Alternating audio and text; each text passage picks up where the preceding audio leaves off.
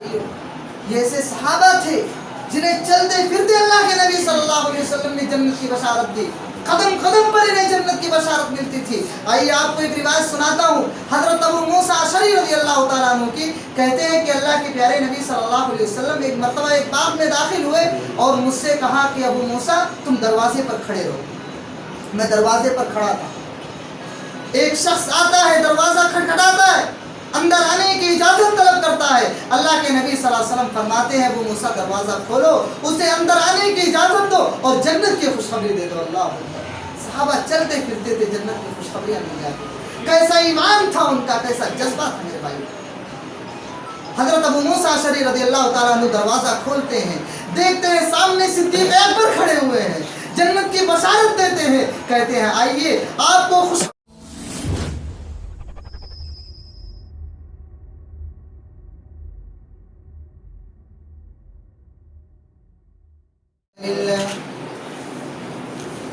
نحمده ونستعينه ونستغفره ونعوذ بالله من شرور أنفسنا ومن سيئات أعمالنا من يهده الله فلا مضل له ومن يضلل فلا هادي له وأشهد أن لا إله إلا الله وحده لا شريك له وأشهد أن محمدا عبده ورسوله أما بعد فإن أصدق الكلام كلام الله وخير الهدي هدي محمد صلى الله عليه وسلم وشر الأمور محدثاتها وكل محدثة بدعة وكل بدعة ضلالة وكل ضلالة في النار. أعوذ بالله السميع العليم من الشيطان الرجيم. إن الله وملائكته يصلون على النبي يا أيها الذين آمنوا صلوا عليه وسلموا تسليما. يا أيها الذين آمنوا اتقوا الله حق تقاته ولا تموتن إلا وأنتم مسلمون. يا أيها الناس اتقوا ربكم الذي خلقكم من نفس واحدة وخلق منها زوجها وبث منهما رجالا كثيرا ونساء واتقوا الله الذي تساءلون به والأرحام إن الله كان عليكم رقيبا. يا أيها الذين آمنوا اتقوا الله وقولوا قولا سديدا يصلح لكم أعمالكم ويغفر لكم ذنوبكم ومن يطع الله ورسوله فقد فاز فوزا عظيما. أما بعد رب اشرح لي صدري ويسر لي أمري واحلل عقدة من لساني يفقهوا قولي. رب زدني علما اللهم رب زدني علما. ہر قسم کی حمد و ثنا، تعریفات و توصیفات، عظمت و جلالت، کبریائی اور بڑائی اس اللہ رب العالمین کے لیے ہے جو پوری کائنات کا پالنہار ہے، جس نے ہمیں اور آپ کو اس دنیا کے اندر مبعوث فرمایا۔ بے شمار درود و سلام کا نذرانہ ہو اس کے تمام انبیاء کرام علیہم الصلاۃ والسلام پر، بالعموم و بالخصوص ہمارے اور آپ کے آخری نبی تاجدار مدینہ احمد مصطفیٰ محمد مصطفیٰ جناب محمد رسول اللہ صلی اللہ علیہ وسلم پر۔ حاضرین جمعہ، محترم و معزز دینی ملی بھائیوں، گزشتہ خطبہ جمعہ میں آپ حضرات کے سامنے سیدنا ابو بکر صدیق رضی اللہ تعالیٰ عنہ کا مختصر سا تعارف پیش کیا گیا تھا، اور اس خطبے میں یہ بتایا گیا تھا کہ ابو بکر رضی اللہ تعالیٰ عنہ کون تھے، آپ کے والدین کون تھے، انہوں نے اسلام کب قبول کیا، اور جب انہوں نے اسلام کی پہلی دعوت علی الاعلان کی تو کفار و مشرکین کا ان کے ساتھ رد عمل کیا ہوا، یہ چیزیں آپ کے سامنے صراحتاً بیان کی گئی تھی۔ آج کے خطبہ جمعہ میں ہم انشاءاللہ سیدنا ابو بکر صدیق رضی اللہ تعالیٰ عنہ کے چند فضائل آپ کے سامنے ذکر کریں گے، لیکن اس سے پہلے ہم مختصر طور پر آپ کی بیوی اور بچوں کا تذکرہ بھی کر دیں، اس لیے کہ گزشتہ خطبہ جمعہ میں ان کا تذکرہ نہیں کیا گیا تھا۔ تو آئیے سب سے پہلے ہم ان کے بیوی اور بچوں کے بارے میں جان لیتے ہیں کہ آپ کے پاس کتنی بیویاں تھیں، آپ کے کتنے بچے تھے، دور جاہلیت میں آپ نے کتنی شادیاں کی، اور جب اسلام کے شرف سے مشرف ہوئے تب انہوں نے کتنی شادیاں کی اور کتنے بچے ان کے ہوئے۔ محترم بھائیو، جب ہم تاریخ کا مطالعہ کرتے ہیں تو سیرت نگاروں نے یہ لکھا ہے کہ ابو بکر صدیق رضی اللہ تعالیٰ عنہ جب زمانے جاہلیت میں تھے، پیارے نبی صلی اللہ علیہ وسلم کی نبوت کا، آپ کے رسالت کا اقرار نہیں کیے ہوئے تھے، اس وقت میں آپ نے 2 شادیاں کی تھی۔ پہلی شادی آپ نے قتیلہ بنت عبد العزیٰ سے کی تھی، اور دوسری شادی جو آپ نے زمانے جاہلیت میں کی تھی وہ ام رومان رضی اللہ تعالیٰ عنہ سے کی تھی۔ اور اسی طریقے سے جب آپ مسلمان ہو گئے، جب آپ اسلام قبول کر لیے، تو آپ نے 2 عورتوں سے اور شادی کی۔ ان میں سے ایک ام عمیس رضی اللہ تعالیٰ عنہ تھی، اسماء بنت عمیس، اور ایک صفیہ بنت خارجہ بن زید رضی اللہ تعالیٰ عنہ۔ ان 2 عورتوں سے آپ رضی اللہ تعالیٰ عنہ نے اسلام قبول کرنے کے بعد شادی کی۔ ان کے کتنے بچے تھے آئیے ہم سرسری طور پر جان لیتے ہیں۔ حضرت ابو بکر رضی اللہ تعالیٰ عنہ کی جو سب سے پہلی بیوی تھی قتیلہ بنت عبد العزیٰ، ان سے آپ رضی اللہ تعالیٰ عنہ کی 2 بچے تھے۔ بیٹے کا نام عبداللہ بن ابی بکر اور بچی کا نام اسماء بنت ابی بکر رضی اللہ تعالیٰ عنہ۔ یہ دونوں حضرت قتیلہ بنت عبد العزیٰ رضی اللہ تعالیٰ عنہ سے پیدا ہوئے۔ اور اسی طریقے سے آپ کی دوسری بیوی حضرت ام رومان رضی اللہ تعالیٰ عنہ، ان سے بھی آپ کے 2 بچے پیدا ہوئے، عبد الرحمن بن ابی بکر اور سیدہ عائشہ صدیقہ رضی اللہ تعالیٰ عنہ، جن کو ہم اور آپ بلکہ پوری دنیا کے لوگ جانتے ہیں، جو اللہ کے پیارے نبی صلی اللہ علیہ وسلم کی سب سے چہیتی اور سب سے لاڈلی بیوی تھی، جن سے اللہ کے نبی صلی اللہ علیہ وسلم سب سے زیادہ محبت کیا کرتے تھے۔ اور اسی طریقے سے آپ کی تیسری بیوی حضرت اسماء بنت عمیس، یہ پہلے حضرت جعفر بن ابی طالب رضی اللہ تعالیٰ عنہ کی بیوی تھی، اور انہی کے ساتھ انہوں نے حبشہ کی طرف ہجرت بھی کی۔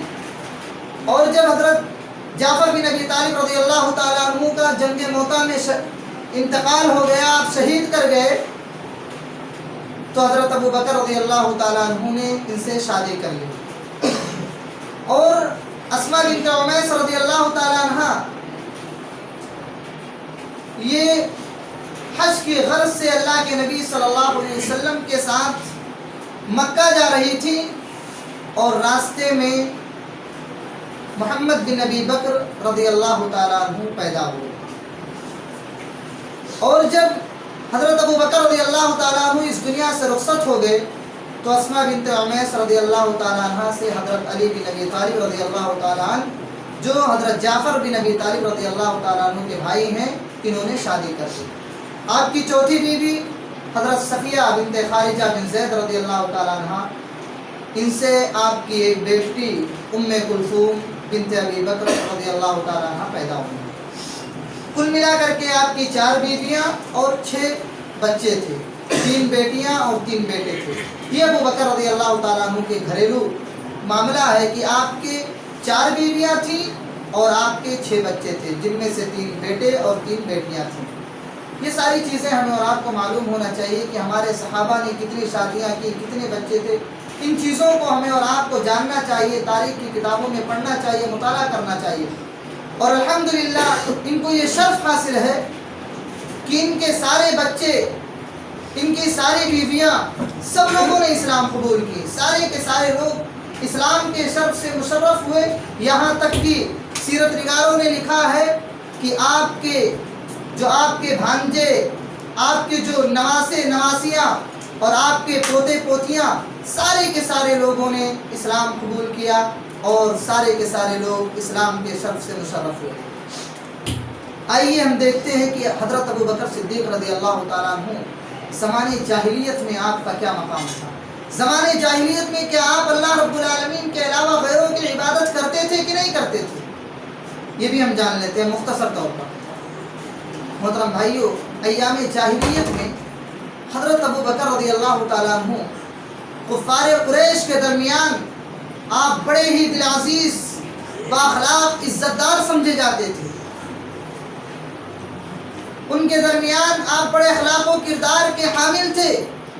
لوگ آپ سے مشاورت کے لیے آپ کے یہاں جمع ہوتے اور اپنے ضروری معاملات میں، ضروری کاموں میں آپ سے رائے لیتے، مشورہ لیتے اور آپ کے مشورے کو اہمیت بھی دیتے تھے۔ یہ ابو بکر رضی اللہ تعالیٰ عنہ کا مقام تھا کفار و قریش کے درمیان۔ جب آپ اسلام قبول نہیں کیے تھے، اللہ کے نبی صلی اللہ علیہ وسلم کی رسالت کا اقرار نہیں کیے تھے، تب آپ کا مقام کفار و مشرکین کے درمیان ایسا تھا کہ آپ کو کفار قریش بہت ہی باعزت اور بااخلاق سمجھتے تھے۔ اور جہاں تک رہی بات کہ آپ زمانے جاہلیت میں بتوں کی عبادت کرتے تھے کہ نہیں کرتے تھے، تو اس کے بارے میں خود ابو بکر رضی اللہ تعالیٰ عنہ کا بیان ہے کہ ایک مرتبہ ان کے والد گرامی ابو قحافہ رضی اللہ تعالیٰ عنہ ان کو لے جا کر کے بتوں کے پاس چھوڑ دیے اور وہ وہاں سے چلے گئے۔ کہتے ہیں کہ جب میرے والد گرامی مجھے چھوڑ کر کے وہاں سے روانہ ہو گئے، جب وہ چلے گئے تو میں بتوں کے پاس گیا اور میں نے بتوں سے کہا کہ مجھے کھانے کے لیے کچھ نہیں ہے، میرے پاس کوئی چیز کھانے کے لیے نہیں ہے، مجھے بھوک لگی ہے، کچھ کھانے کے لیے دو۔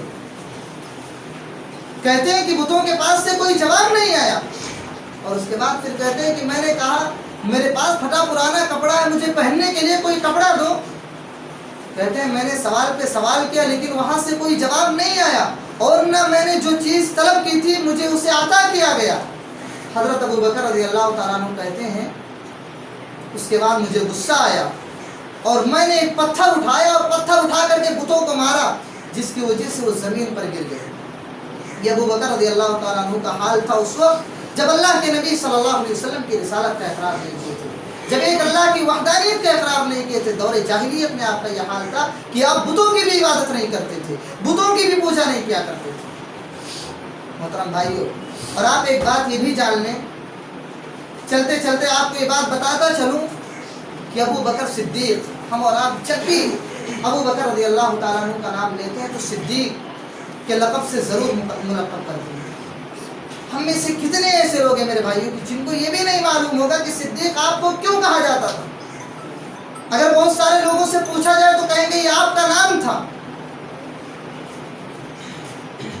جو لوگ تاریخ کا مطالعہ کرتے ہیں، کتابوں کا مطالعہ کرتے ہیں، صحابہ کرام کے بارے میں جاننے کا حوصلہ رکھتے ہیں، انہیں یہ معلوم ہوگا کہ صدیق آپ کو کیوں کہا جاتا تھا۔ ورنہ اکثر لوگ ایسے ہیں وہ تو سمجھتے ہیں کہ صدیق آپ کا نام تھا، یہ بھی نہیں جانتے کہ آپ کو صدیق کا لقب دیا گیا تھا۔ اللہ کے پیارے نبی صلی اللہ علیہ وسلم نے آپ کو صدیق کے لقب سے ملقب کیا تھا۔ کب کیا تھا، کیوں کیا تھا، آئیے مختصر طور پر میں آپ کے سامنے رکھ دیتا ہوں۔ ایک حدیث آپ کے سامنے بیان کرتا ہوں۔ حضرت جابر بن عبداللہ رضی اللہ تعالیٰ عنہ کہتے ہیں کہ کفار قریش ایک مرتبہ ابو بکر رضی اللہ تعالیٰ عنہ کے پاس آئے اور ان لوگوں نے ابو بکر رضی اللہ تعالیٰ عنہ کے پاس آ کر کہا کہ ابو بکر کیا تم اپنے ساتھی کی اس بات کی تصدیق کرتے ہو؟ وہ کہتا ہے کہ میں ایک ہی رات میں بیت المقدس گیا اور اسی رات کے اندر میں مکہ بھی واپس چلا آیا۔ کفار قریش کے لیے بات بڑی حیرت انگیز بات تھی، بڑی تعجب والی بات تھی، اس لیے کہ بہت دوری کا معاملہ تھا اور اس وقت میں کوئی ایروپلین بھی نہیں تھا، کوئی جہاز بھی نہیں تھی، اور نہ اسی طریقے سے کوئی گاڑیاں تھی، کچھ بھی نہیں تھا۔ لوگ سواریاں بھی کیا کرتے تھے تو گدھوں سے اور اسی طریقے سے اونٹ سے، ان ساری چیزوں سے لوگ سواری کیا کرتے تھے۔ اس لیے ان کے ذہن میں یہ بات نہیں آ رہی تھی کہ اللہ کے نبی صلی اللہ علیہ وسلم کیسے ایک ہی رات میں بیت المقدس جا سکتے ہیں اور وہاں سے واپس آ سکتے ہیں۔ اور یہ لوگ ابو بکر رضی اللہ تعالیٰ عنہ کے پاس آئے تھے گواہی لینے کے لیے، اور یہ سوچ کر کے آئے تھے کہ اگر ابو بکر رضی اللہ تعالیٰ عنہ اللہ کے نبی صلی اللہ علیہ وسلم کی اس بات کا انکار کر دیے تو اس دنیا کے اندر کوئی ایسا نہیں ہے جو پیارے نبی صلی اللہ علیہ وسلم کی اس بات کا اقرار کر سکے. تو ہم نبی کو جھوٹا بنا دیں گے, جھوٹا نبی کو ثابت کر دیں گے, صرف ابو بکر کی گواہی مل جائے. اللہ اکبر, قربان جائیے آپ کے ایمان پر. ابو بکر رضی اللہ تعالیٰ عنہ کے پاس جب کفار قریش یہ بات کرتے ہیں, ابو بکر رضی اللہ تعالیٰ عنہ کہتے ہیں کہ واقعی کیا میرے ساتھی نے یہ بات کہی ہے؟ کیا محمد الرسول اللہ کی زبان سے یہ بات نکلی ہے؟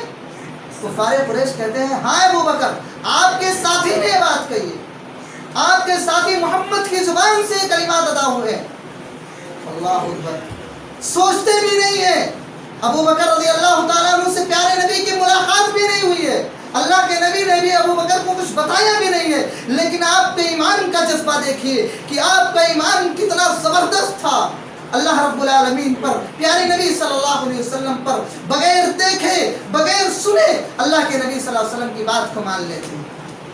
کہتے ہیں کہ لوگوں, اگر میرے ساتھی محمد نے یہ بات کہی ہے تو اس میں کوئی شک نہیں, یہ بات بالکل آیا ہے, بالکل حقیقت ہے, اس میں کوئی دو رائے نہیں.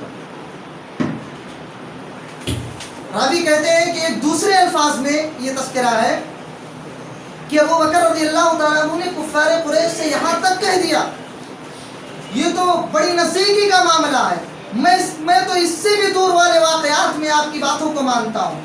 اور وہ واقعات کون سے ہیں کہ جب میرے پیارے نبی محمد رسول اللہ صلی اللہ علیہ وسلم پر اللہ رب العالمین کی جانب سے جبریل امین وحی لے کر کے آتے ہیں اور نبی مکرم ہمیں بتاتے ہیں تو ہم ان کی بات کا اقرار کر لیتے ہیں. یہ کون سی بات ہے؟ ہم تو اس بات کا بھی اقرار کرتے ہیں کہ جب نبی کے پاس کوئی وحی آتی ہے اور نبی ہمیں اس وحی کی اطلاع دیتے ہیں, ہم تو اس بات کو بھی مانتے ہیں. راوی کہتے ہیں کہ اسی وقت سے ابو بکر رضی اللہ تعالیٰ عنہ کو صدیق کا لقب ملا.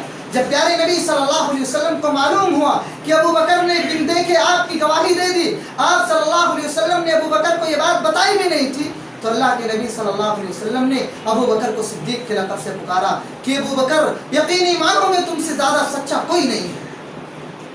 آپ کو صدیق کا لقب ملا. اور اسی طریقے سے حضرت انس رضی اللہ تعالیٰ عنہ بیان کرتے ہیں کہ ایک مرتبہ اللہ کے پیارے نبی صلی اللہ علیہ وسلم, ابو بکر رضی اللہ تعالیٰ عنہ, حضرت عمر فاروق, عثمان غنی رضی اللہ عنہ مجمعین, یہ لوگ احد پہاڑ پر گئے. احد پہاڑ ڈاماڈول ہونے لگا, ہلنے لگا. اللہ اکبر, اللہ کے نبی صلی اللہ علیہ وسلم کس کا وسیلہ دے رہے ہیں؟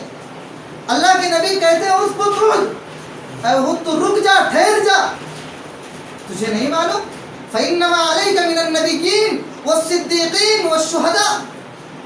اور پہاڑ تجھے معلوم نہیں ہے, تیرے اوپر ایک نبی کھڑا ہے, ایک صدیق ہے, دو شہید موجود ہیں. اللہ اکبر, یہ ان کا ایمان تھا صحابہ کرام کا کہ ان کے ایمان کو دیکھ کر کے, ان کے ایمان کے جذبات کا قدر کر کے احد پہاڑ بھی ٹھہر گئے. یہ صحابہ تھے جو متقین تھے, اللہ رب العالمین سے سب سے زیادہ خوف کھانے والے تھے, پیارے نبی سے سب سے زیادہ محبت کرنے والے تھے, آپ کے احادیث پر, آپ کی باتوں پر اپنی جان کو نچھاور کرنے والے تھے. آئیے آپ کی کچھ فضیلتیں آپ کے سامنے ذکر کرتا چلوں. ویسے تو فضیلتیں بہت زیادہ ہیں, ساری فضیلتیں آپ کے سامنے بیان بھی نہیں کیا جا سکتا, اور پہلے خطبہ جمعہ میں میں نے آپ کے سامنے کچھ فضیلتیں شروعات میں ذکر کی تھی. تو آئیے چند فضیلتیں آپ کے سامنے رکھ دیتا ہوں. حضرت ابو بکر رضی اللہ تعالیٰ عنہ کی جہاں بہت ساری فضیلتیں ذکر کی گئی ہیں قرآن و سنت کے اندر, وہیں پر ایک فضیلت یہ بھی ذکر کی گئی ہے کہ حضرت ابو بکر رضی اللہ تعالیٰ عنہ کو جہنم سے آزاد کر دیا گیا. دنیا کے اندر انہیں یہ خوشخبری دے دی گئی تھی کہ ابو بکر جہنم سے آزاد ہیں, انہیں جہنم کی آگ چھو بھی نہیں سکتی. اللہ, ہم اور آپ اس دنیا کے اندر آئے ہیں میرے بھائی, ہمارا مقصد کیا ہوتا ہے؟ ہم ہر نماز میں رب کائنات سے دعا کرتے ہیں, اللہم انی اعوذ بک من عذاب القبر ومن فتنة, اللہم انی اعوذ بک من عذاب القبر ومن عذاب النار. اللہ سے دعا کرتے ہیں رب کائنات تو ہمیں جہنم کے عذاب سے بچا. جہنم سے بچنے کے لیے انسان کتنا اللہ سے دعائیں کرتا ہے, کتنا محنت کرتا ہے, اپنی راتوں کی نیندوں کو قربان کر دیتا ہے, رب کائنات کے سامنے آ کر کے سجدہ ریز ہوتا ہے. کس لیے؟ صرف اسی وجہ سے کہ میرا رب مجھ سے راضی ہو جائے, مجھے جہنم سے بچا لے, جنت کے اندر داخل کر دے. اور ابو بکر رضی اللہ تعالیٰ عنہ کے ایمان کو دیکھیے, اللہ رب العالمین نے پیارے نبی سے کہا اے نبی آپ ابو بکر کو جہنم سے بچنے کی خوشخبری سنا دو کہ ابو بکر تمہیں جہنم سے آزاد کر دیا گیا۔ حضرت عائشہ رضی اللہ تعالیٰ عنہ بیان کرتی ہیں کہ جب اللہ کے حضرت ابو بکر صدیق رضی اللہ تعالیٰ عنہ پیارے نبی صلی اللہ علیہ وسلم کی خدمت میں حاضر ہوئے تو اللہ کے نبی صلی اللہ علیہ وسلم نے فرمایا ابشر فانت عتیق اللہ من النار، ابو بکر تمہیں خوشخبری ہو، بشارت ہو، اللہ رب العالمین نے تمہیں جہنم کی عذاب سے بچا لیا۔ اللہ کتنی بڑی خوشخبری تھی میرے بھائیوں، جس کے لیے انسان دنیا کے اندر اپنے سارے مال و جائیداد کو قربان کر دیتا ہے صرف اسی لیے کہ اسے جہنم سے بچا لیا جائے۔ اور اس سے بڑی خوشخبری کیا ہو سکتی ہے؟ رب کائنات نے قرآن کے اندر فرمایا کل نفس ذائقۃ الموت وانما توفون اجورکم یوم القیامہ فمن زحزح عن النار، کہ جس انسان کو جہنم سے بچا لیا گیا وادخل الجنہ، جنت کے اندر داخل کر دیا گیا، فقد فاز، سب سے بڑا کامیاب ہے۔ اللہ اکبر، سب سے بڑی کامیابی سیدنا ابو بکر صدیق رضی اللہ تعالیٰ عنہ کو مل گئی تھی، اور دنیا کے اندر ہی اللہ کے نبی صلی اللہ علیہ وسلم نے انہیں بشارت دے دی کہ ابو بکر اللہ نے تمہیں جہنم کے عذاب سے بچا لیا، جہنم کے آگ سے آزاد کر دیا۔ اور میرے بھائیو آپ جانتے ہیں کہ اللہ کے نبی صلی اللہ علیہ وسلم ابو بکر رضی اللہ تعالیٰ عنہ کو جب اللہ رب العالمین کی جانب سے یہ وحی نازل ہوئی تو اس وقت سے اللہ کے نبی صلی اللہ علیہ وسلم آپ کو عتیق کے لقب سے بھی پکارا کرتے تھے۔ عتیق جانتے ہیں آپ کسے کہتے ہیں؟ عتیق کہتے ہیں جس شخص کو جہنم کی آگ سے نجات دے دیا گیا اور بچا لیا گیا۔ اور ابو بکر رضی اللہ تعالیٰ عنہ کو تو اللہ کے نبی نے خوشخبری دی تھی فَأَنْتَ عَتِيقُ اللَّهِ مِنَ النَّارِ، اللہ نے تمہیں جہنم کی آگ سے بچا لیا۔ اسی لیے اللہ کے نبی صلی اللہ علیہ وسلم آپ کو عتیق کے لقب سے بھی پکارا کرتے تھے۔ میرے بھائیو یہ بہت بڑی فضیلت تھی ابو بکر رضی اللہ تعالیٰ عنہ کی، اور صرف جہنم سے بچایا نہیں گیا بلکہ آپ جانتے ہیں جنت کی خوشخبری بھی اسی دنیا کے اندر سنائی گئی، اور ایک بار نہیں بہت سارے مقامات پر چلتے پھرتے جنت کی خوشخبری سنائی گئی۔ ابھی انشاءاللہ آپ کے سامنے واقعات آئیں گے۔ میرے بھائیو اسی طریقے سے اللہ کے نبی صلی اللہ علیہ وسلم کو اللہ کے پیارے حضرت ابو بکر صدیق رضی اللہ تعالیٰ عنہ کو اللہ کے نبی صلی اللہ علیہ وسلم نے اسی دنیا کے اندر جنت کی بشارت دے دی، جنت کی خوشخبری دے دی۔ آپ جانتے ہیں کہ اللہ کے نبی صلی اللہ علیہ وسلم نے بڑی مشہور روایت عبد الرحمن بن عوف رضی اللہ تعالیٰ عنہ کی کہ اللہ کے نبی صلی اللہ علیہ وسلم نے 10 ایسے شخص تھے جنہیں دنیا کے اندر اللہ کے نبی نے جنت کی بشارت دے دی ایک ساتھ ہی۔ ان میں سر فہرست سب سے پہلا نام اگر کسی کا تھا تو ابو بکر صدیق رضی اللہ تعالیٰ عنہ۔ عبد الرحمن بن عوف راوی حدیث سے کہتے ہیں کہ اللہ کے نبی نے فرمایا کہ ابو بکر تم جنتی ہو، عمر جنتی ہو، عثمان جنتی ہو، علی جنتی ہو، طلحہ جنتی ہو، زبیر جنتی ہو، سعد بن ابی وقاص جنتی ہو، سعید بن زید جنتی ہو، عبد الرحمن بن عوف جنتی ہو، اور ابو عبیدہ بن جراح جنتی ہو۔ یہ 10 صحابہ کرام تھے جنہیں ہم اور آپ عشرہ مبشرہ کے نام سے جانتے ہیں کہ جنہیں دنیا کے اندر جنت کی بشارت دے دی گئی، جنت کی خوشخبری دے دی گئی۔ ان میں سر فہرست سب سے پہلے اگر اللہ کے نبی صلی اللہ علیہ وسلم نے کسی صحابی کو جنت کی سرٹیفکیٹ دی تو وہ سیدنا ابو بکر صدیق رضی اللہ تعالیٰ عنہ تھے۔ یہ آپ کی فضیلت تھی میرے بھائیوں کہ دنیا کے اندر آپ کو جنت کی بشارت سنائی گئی، دنیا کے اندر آپ کو جنت کی خوشخبری دے دی گئی۔ اسی طریقے سے میرے بھائی صرف جنت کی خوشخبری نہیں ملی بلکہ آپ جانتے ہیں اللہ کے نبی صلی اللہ علیہ وسلم نے ابو بکر رضی اللہ تعالیٰ عنہ کو جنت میں عمر رسیدہ لوگوں کو سردار بھی بنا دیا۔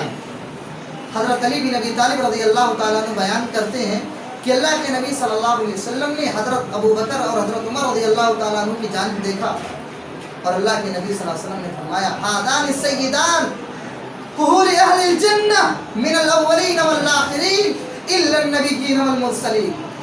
اللہ کے نبی نے اشارہ کیا ابو بکر اور عمر کی طرف کہ یہ دونوں جنت میں عمر رسیدہ لوگوں کے سردار ہوں گے، صرف امت محمدیہ کے لوگوں کے نہیں بلکہ اللہ کے نبی صلی اللہ علیہ وسلم نے فرمایا من الاولین والآخرین۔ اللہ رب العالمین نے جب سے اس دنیا کو بنایا ہے اور جتنے لوگ بھی آئے اور قیامت تک جتنے آنے والے ہیں سارے کے سارے لوگوں میں عمر رسیدہ لوگوں کے سردار سیدنا ابو بکر اور سیدنا عمر رضی اللہ تعالیٰ عنہ اجمعین ہیں۔ الا النبیین والمرسلین، سوائے انبیاء اور رسول کے، یعنی انبیاء اور رسول کے علاوہ اس دنیا کے اندر جتنے بھی عمر رسیدہ لوگ ہوں گے سارے کے سارے لوگوں کے سردار ہوں گے، سیدنا ابوبکر رضی اللہ عنہ اور سیدنا عثمان رضی اللہ عنہ۔ میرے بھائیو یہ صحابہ تھے جنہیں دنیا کے اندر جنت کی بشارت سنائی گئی، دنیا کے اندر جنت کی خوشخبری دے دی گئی۔ اور میرے بھائیو یہ ایسے صحابہ تھے جنہیں چلتے پھرتے اللہ کے نبی صلی اللہ علیہ وسلم نے جنت کی بشارت دی، قدم قدم پر انہیں جنت کی بشارت ملتی تھی۔ آئیے آپ کو ایک روایت سناتا ہوں، حضرت ابو موسیٰ اشعری رضی اللہ تعالیٰ عنہ کی، کہتے ہیں کہ اللہ کے پیارے نبی صلی اللہ علیہ وسلم ایک مرتبہ ایک باغ میں داخل ہوئے اور مجھ سے کہا کہ ابو موسیٰ تم دروازے پر کھڑے رہو۔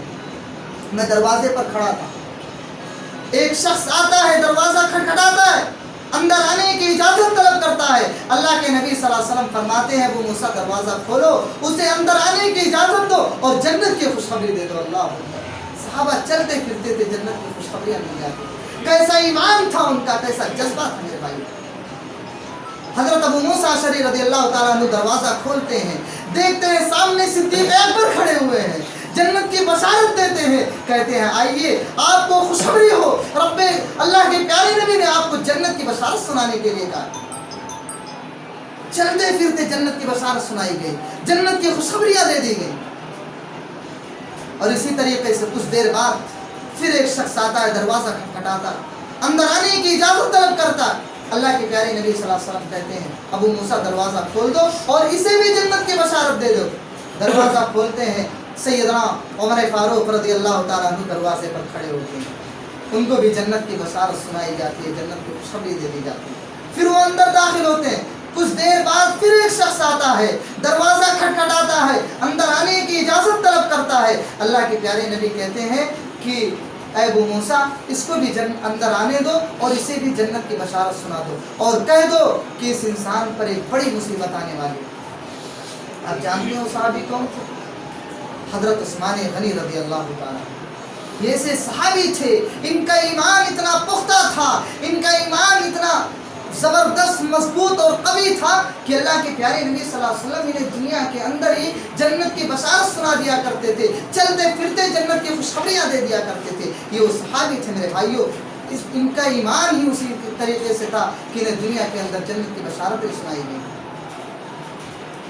اور اسی طریقے سے میرے بھائیوں آپ جانتے ہیں ابو بکر رضی اللہ تعالیٰ عنہ، آپ کی ایک فضیلت یہ بھی ہے کہ آپ کو جنت کے ہر دروازے سے پکارا جائے گا، آپ کو جنت کے ہر دروازے سے آواز دیا جائے گا کہ اللہ کے بندے یہ دروازہ تمہارے لیے زیادہ بہتر ہے، اس سے داخل ہو جاؤ۔ اللہ کے نبی صلی اللہ علیہ وسلم نے ابو بکر رضی اللہ تعالیٰ عنہ کے اعمال، جو آپ رضی اللہ تعالیٰ عنہ تمام اعمال میں سبقت کرتے تھے، اس کی وجہ سے اللہ کے نبی صلی اللہ علیہ وسلم نے دنیا کے اندر بشارت دی تھی کہ ابو بکر رضی اللہ تعالیٰ عنہ تمہیں قیامت کے دن جب تم جنت میں داخل ہوگے تو جنت میں تمہیں تمام دروازوں سے پکارا جائے گا کہ تم اس دروازے سے داخل ہو جاؤ۔ باب الصدقہ کہے گا، صدقے کا دروازہ کہے گا کہ ابو بکر تم اس دروازے سے داخل ہو جاؤ۔ یہ مقام تھا میرے بھائیو صحابہ کرام کا۔ آئیے آپ کے سامنے ایک روایت پیش کرتا ہوں۔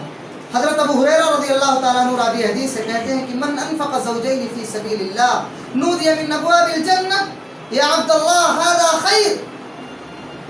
کیا کہتے ہیں کہ جو انسان دنیا کے اندر جوڑے خرچ کرتا ہے، کوئی چیز ایک نہیں بلکہ دو خرچ کرتا ہے، تو اس انسان کو جنت کے دروازوں سے پکارا جائے گا۔ جنت میں جو دروازے ہوں گے سارے دروازوں سے اس انسان کو بلایا جائے گا اور کہا جائے گا یا عبداللہ، کہے گا وہ دروازہ اللہ کے بندے ھذا خیر، اس دروازے سے داخل ہوئے، دروازہ تیرے لیے زیادہ بہتر ہے۔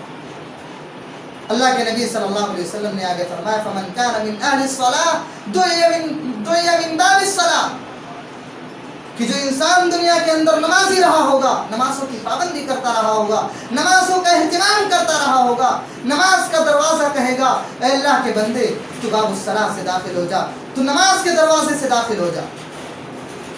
اسی طریقے سے اللہ کے نبی صلی اللہ علیہ وسلم نے فرمایا فمن کان من اہل الجہاد دعی من باب الجہاد، جو انسان دنیا کے اندر اللہ کے راستے میں اللہ کی خوشنودی حاصل کرنے کے لیے، اللہ کی رضامندی حاصل کرنے کے لیے اللہ کے راستے میں لڑا ہوگا، اللہ کے راستے میں اپنے گردن کو پیش کیا ہوگا، قربانیاں دی ہوں گی. اللہ کے نبی صلی اللہ علیہ وسلم فرماتے ہیں کہ اس انسان کو باب الجہاد سے پکارا جائے گا, اے اللہ کے بندے اس دروازے سے داخل ہو جائیں. فمن کان من اہل الصیام دعی من باب الریان.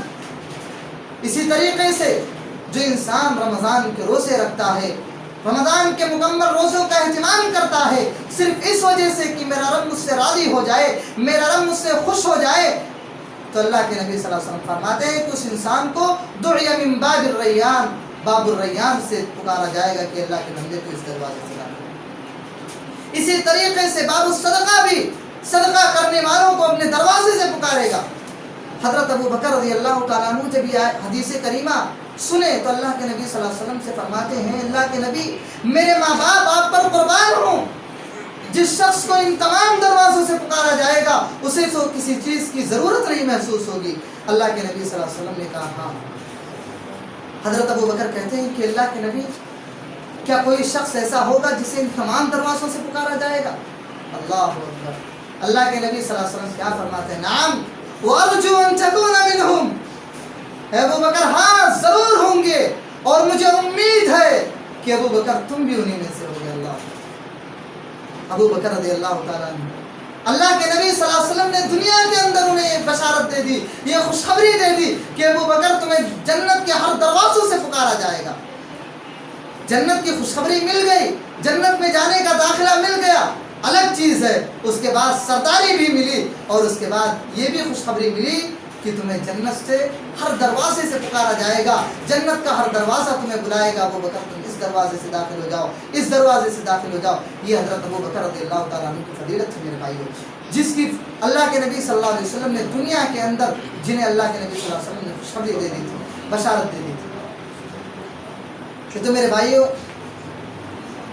پیارے نبی صلی اللہ علیہ وسلم نے صحابہ کرام کے اعمال کی وجہ سے انہیں خوشخبری دی, بشارت دی. لیکن اگر کفار قریش کے درمیان دیکھا جائے ابو بکر رضی اللہ تعالیٰ عنہ کے اخلاق و کردار کو, آپ کے معیار کو, تو آپ کے اخلاق و کردار کی گواہی, آپ کے صفات, آپ کے فضائل و مناقب کی گواہی کفار قریش بھی دیا کرتے تھے. آپ جانتے ہیں کہ جب صحابہ کرام رضی اللہ عنہم اجمعین کو تکلیفیں دی گئیں, پریشانیاں دی گئیں, اور انہیں مجبور کر دیا گیا ہجرت کرنے پر, تو ابو بکر رضی اللہ تعالیٰ عنہ مکہ چھوڑ کر کے حبشہ کی طرف ہجرت کرنے لگے. جب آپ رضی اللہ تعالیٰ عنہ ایک مقام پر پہنچے تو وہاں پر آپ کی ملاقات ابن الدغنہ سے ہوئی. ابن الدغنہ یہ القارہ قبیلہ کا سردار تھا. جب اس سے ملاقات ہوئی تو اس نے کہا کہ ابو بکر تم کہاں جا رہے ہو,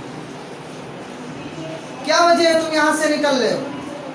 تو ابو بکر رضی اللہ تعالیٰ عنہ نے کہا کہ میرے قوم والوں نے, میرے گاؤں والوں نے, میرے شہر والوں نے مجھے مجبور کر دیا ہے نکلنے پر, مجھے میرے رب کی عبادت سے منع کرتے ہیں, اس وجہ سے میں اپنے شہر کو چھوڑ کر کے جا رہا ہوں, اور میں چلتے پھرتے اس سرزمین پر اللہ رب العالمین کی عبادت کروں.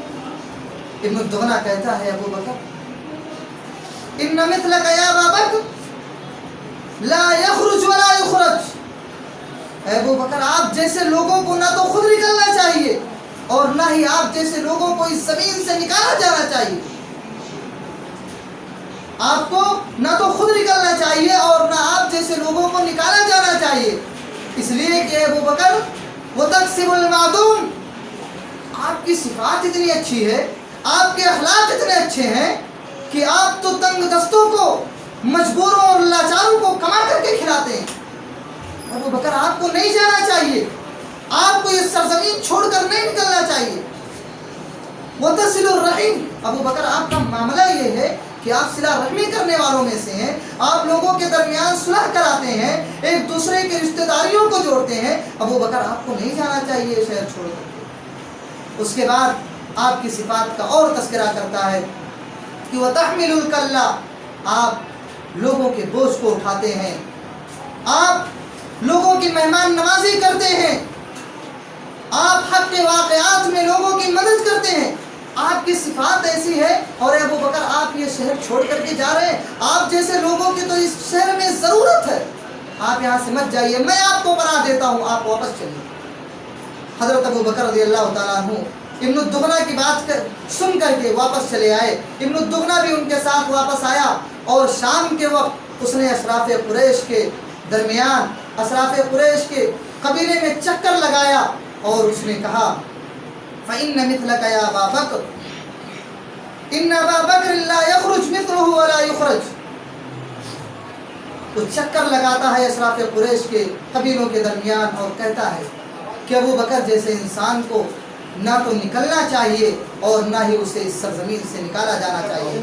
اس کے بعد کفار قریش سے کہتا ہے اتخرجون رجلا من یکسب المعدوم، کہ کفار قریش، اے قریش کی جماعت، کیا تم ابو بکر کو نکالنا چاہتے ہو، ایسے شخص کو نکالنا چاہتے ہو جو لاچاروں اور مجبوروں کی مدد کرتا ہے، جو کمانے کی استطاعت نہیں رکھتے ہیں، جو کام کرنے کی طاقت نہیں رکھتے ہیں، جو مجبور ہے، لاچار ہے، ایسے لوگوں کی مدد کرتا ہے، اور اے قریش کے لوگوں تم ایسے انسان کو نکالنا چاہتے ہو.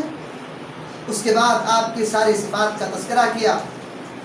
تو آپ کی ان صفات کو سن کر ایک کفار، ایک کافر آدمی کی زبان سے ان لوگوں نے آپ کے فضائل و مناقب کا انکار نہ کر سکے. کیسے انکار کر سکتے میرے بھائی؟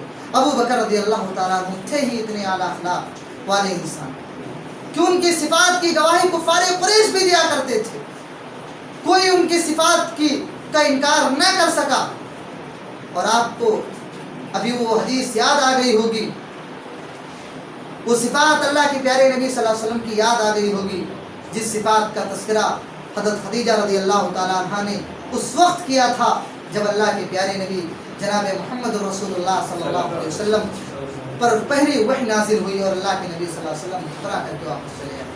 گھبرا کر کے آتے ہیں، حضرت خدیجہ سے کہتے ہیں خدیجہ مجھے چادر اڑا دو.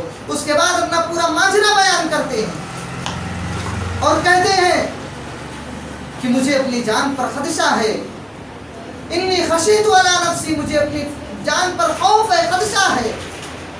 تو حضرت خدیجہ رضی اللہ تعالیٰ عنہا آپ صلی اللہ علیہ وسلم کی صفات بیان کرتی ہیں. بالکل یہی صفات ابن الدغنا نے قریش کے درمیان، قریش کے سامنے حضرت ابو بکر رضی اللہ تعالیٰ عنہ کی بیان کی تھی. میرے بھائیوں، جو صفات پیارے نبی صلی اللہ علیہ وسلم کے اندر پائے جاتے تھے وہی صفات حضرت ابو بکر صدیق رضی اللہ تعالیٰ عنہ کے اندر بھی موجود تھی. اسی لیے اللہ رب العالمین نے انبیاء کرام کے بعد سب سے افضل اور سب سے اعلیٰ انسان اگر کسی کو بنایا اور سب سے افضلیت ترین اور سب سے افضلیت کسی کو دی اس دنیا کے اندر تو ابو بکر رضی اللہ تعالیٰ عنہ. آپ دیکھیں اللہ رب العالمین نے قرآن کریم کے اندر جہاں بھی انبیاء کا تذکرہ کیا، صدیقین، شہداء، صالحین کا تذکرہ کیا، وہاں پر انبیاء کے بعد سب سے پہلے صدیق کا تذکرہ کیا. اللہ رب العالمین نے فرمایا من یطع اللہ والرسول فاولئک مع الذین انعم اللہ علیہم من النبیین والصدیقین والشہداء والصالحین. یہ ابو بکر رضی اللہ تعالیٰ عنہ کا مقام تھا، یہ آپ کی فضیلت تھی کہ اللہ رب العالمین قرآن کے اندر تذکرہ کر رہا ہے کہ جو اللہ اور اس کے رسول کی اطاعت کرتے ہیں ایسے لوگوں پر اللہ رب العالمین اپنا انعام نازل کرتا ہے، اپنا اکرام نازل کرتا ہے. ان میں سے کون ہیں؟ انبیاء ہیں، صدیق ہیں، اور صدیق سے مراد اللہ رب العالمین نے سیدنا ابو بکر صدیق رضی اللہ تعالیٰ عنہ. انبیاء کرام کے بعد سب سے افضل اور سب سے اعلیٰ انسان اگر کسی کو اللہ رب العالمین نے بنایا تو سیدنا ابو بکر صدیق رضی اللہ تعالیٰ عنہ. یہ آپ کی فضائل تھے میرے بھائیوں. فضیلتیں تو بہت ساری ہیں، ساری فضیلتوں کو آپ کے سامنے ذکر نہیں کیا جا سکتا. بس اتنی ہی فضیلتوں پر میں اکتفا کرتا ہوں اور اللہ رب العالمین سے دعا کرتا ہوں بار الہ تم تمام مسلمانوں کو کہنے اور سننے سے زیادہ عمل کی توفیق عطا فرمائے. اور حضرت ابو بکر